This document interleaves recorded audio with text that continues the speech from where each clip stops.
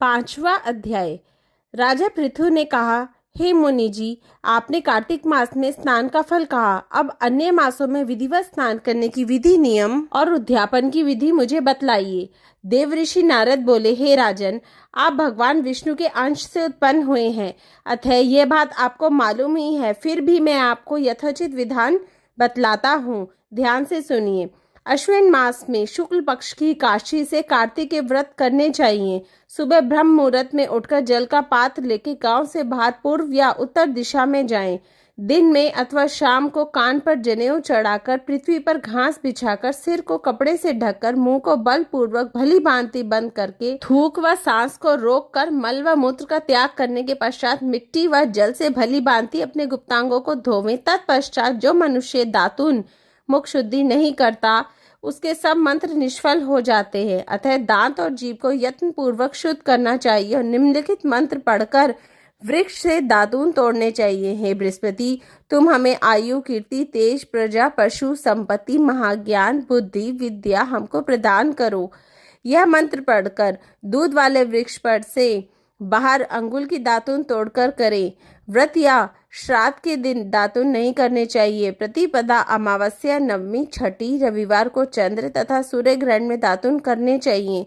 कटीले पेड़ों, कपास, पीपल, बरगद और निर्घन, इन पेड़ों की दातुन करनी चाहिए। पश्चात बलि भांति स्नान करके फूल, माला, चंदन और पान इत्यादि पूजा की सामग्री लेके प्रसन्न मन व भक्ति पूर्वक भगवान शंकर के मंदिर में जाना चाहिए।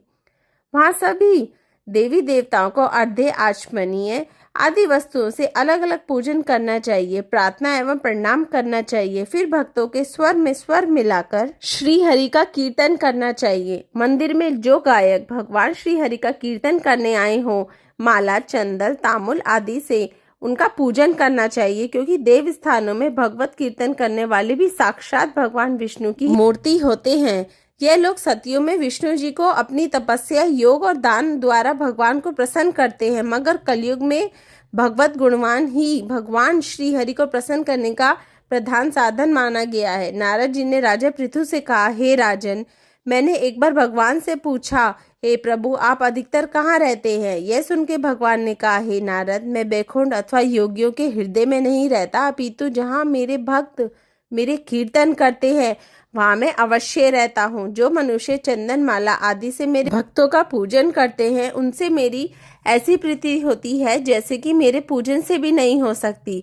शीर्ष, धतूरा, गिरजा, चमेली, केसर और कंधार तथा कटहल के फूलों व अक्षतों से भगवान विष्णु की पूजा नहीं करनी चाहिए।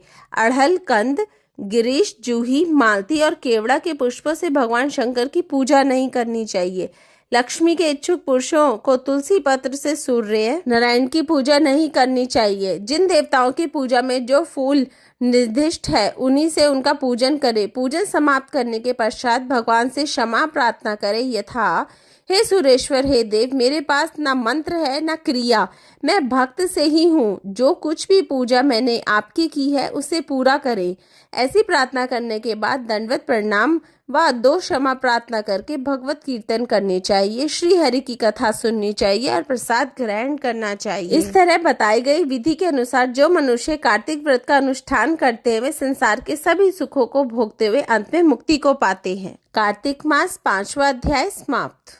राधे राधे।